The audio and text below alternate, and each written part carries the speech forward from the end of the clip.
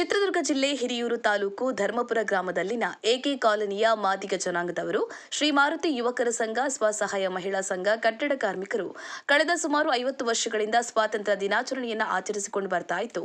ಈ ಬಾರಿಯೂ 80ನೇ ಸ್ವಾತಂತ್ರ್ಯ ದಿನಾಚರಣೆಯನ್ನು ಆಚರಿಸಿದ್ದಾರೆ.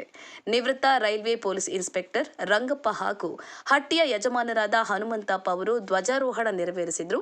ಬಳಿಕ ಧರ್ಮಪುರ ಗ್ರಾಮದಲ್ಲಿನ ಸರ್ಕಾರಿ ಹಿರಿಯ ಪ್ರಾಥಮಿಕ ಶಾಲೆ, ಶ್ರೀ ಪಂಚಲಿಂಗೇಶ್ವರ ಪದವಿ ಪೂರ್ವ ಕಾಲೇಜ್, ಸ್ವಾಭಿಮಾನ ವಿದ್ಯಾಸಂಸ್ಥೆ, ಶಿವು ಅಕಾಡೆಮಿ ವಿದ್ಯಾಸಂಸ್ಥೆ, ಬ್ರಿಲಿಯಂಟ್ ವಿದ್ಯಾಸಂಸ್ಥೆ, ಮೇಘಾ ಸಂಸ್ಥೆಯ ವಿದ್ಯಾರ್ಥಿಗಳು ಪ್ರಮುಖ ಬೀದಿಯಲ್ಲಿ ಮಹಾತ್ಮ ಗಾಂಧಿ ಹಾಗೂ ಡಾಕ್ಟರ್ ಬಿ.ಆರ್. ಅಂಬೇಡ್ಕರ್ ಅವರ ಭಾವಚಿತ್ರವನ್ನು ಹಿಡಿದು ಮೆರವಣಿಗೆ ನಡೆಸಿದರು. ವಿಶೇಷವಾಗಿ ಶಿವು ಅಕಾಡೆಮಿ ವಿದ್ಯಾಸಂಸ್ಥೆ ವತಿಯಿಂದ ಸುಮಾರು 250 ಮೀಟರ್ ಉದ್ದದ ರಾಷ್ಟ್ರಧ್ವಜವನ್ನು ಪ್ರಮುಖ ಬೀದಿಯಲ್ಲಿ ಮೆರವಣಿಗೆ ಮಾಡಲಾಯಿತು. ಈ ಸಂದರ್ಭದಲ್ಲಿ ಮಾತನಾಡಿದ ಜಿಲ್ಲಾ ಪಂಚಾಯತ್ ಶಿಕ್ಷಣ ಮತ್ತು ಆರೋಗ್ಯ ಸ್ಥಾಯಿ ಮಾಜಿ ಅಧ್ಯಕ್ಷರಾದ ಡಿ.ಎಸ್. ಪ್ರಕಾಶ್ ಅವರು, ಭಾರತ ದೇಶವು 1947 ಆಗಸ್ಟ್ 15ರಂದು ಸ್ವಾತಂತ್ರ್ಯ ಪಡೆಯಿತು. ಆದರೆ ಮಹಾತ್ಮ ಗಾಂಧೀಜಿಯವರು ಈ ಸ್ವಾತಂತ್ರ್ಯದ ದಿನದ ಅಧಿಕೃತ ಆಚರಣೆಗಳಲ್ಲಿ ಅಥವಾ ದೆಹಲಿಯ ಕೆಂಪುಕೋಟೆಯ ಸಮಾರಂಭಗಳಲ್ಲಿ ಭಾಗವಹಿಸಿರಲಿಲ್ಲ. ಅವರು ಆ ದಿನ ದೆಹಲಿಯಲ್ಲಿರಲಿಲ್ಲ. ಬದಲಿಗೆ ದೇಶ ವಿಭಜನೆಯಲ್ಲಿ ಉಂಟಾದ ಕೋಮು ಗಲಭೆಗಳನ್ನು ತಡೆಯಲು ಬಂಗಾಳದಲ್ಲಿ ಶಾಂತಿ ಸ್ಥಾಪನೆಗಾಗಿ ಉಪವಾಸ ಮತ್ತು ಪ್ರಾರ್ಥನೆಯಲ್ಲಿ ತೊಡಗಿದ್ರು. ಅವರು ಈ ದಿನವನ್ನ ಹರ್ಷೋದ್ಗಾರದಿಂದ ಆಚರಿಸುವ ಬದಲು ಮೌನಾಚರಣೆ ಮತ್ತು ಉಪವಾಸದೊಂದಿಗೆ ಕಳೆದರು ಎಂದು ಹೇಳಿದರು. ಗ್ರಾಮದ ಮುಖಂಡರಾದ ಹೇಮಣ್ಣ ಅವರು ಮಾತನಾಡಿ, ಮಹಾತ್ಮ ಗಾಂಧೀಜಿಯವರು ನಮಗೆ ಸ್ವಾತಂತ್ರ್ಯ ತಂದುಕೊಟ್ಟ ಮಹಾನ್ ವ್ಯಕ್ತಿ. ನಾವೆಲ್ಲರೂ ಈ ದಿನ ಹೆಮ್ಮೆಯಿಂದ ಆಚರಿಸೋಣ. ಮಾದಿಗ ಜನಾಂಗದವರು ಚೆನ್ನಾಗಿ ಓದಿ ದೊಡ್ಡ ದೊಡ್ಡ ಅಧಿಕಾರಿಗಳು ಆಗಬೇಕು ಎಂದರು.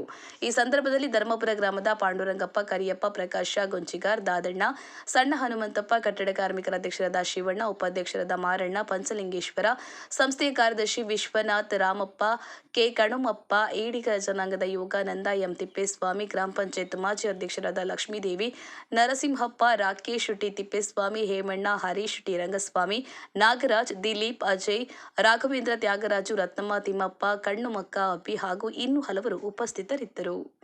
ಸಾಂಗ್ಲಿಯಾನ ವಿರೂಪಾಕ್ಷಪ್ಪ, ಹಿರಿಯೂರು. ಜೈ ಭೀಮ್ ನ್ಯೂಸ್ 24x7 ಇದು ಬಹುಜನರ ನ್ಯಾಯಕ್ಕಾಗಿ.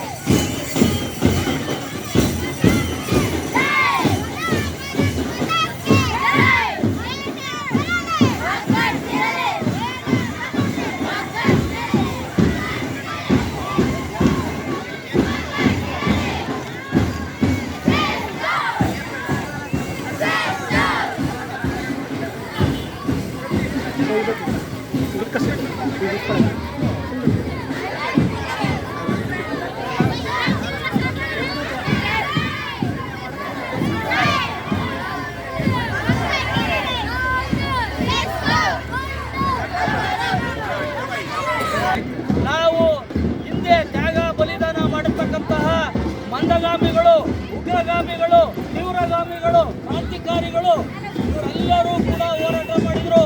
ರಾಜರುಗಳು ಕೂಡ ಹೋರಾಟ ಮಾಡಿದರು. ಬ್ರಿಟಿಷರನ್ನ ಭಾರತದಿಂದ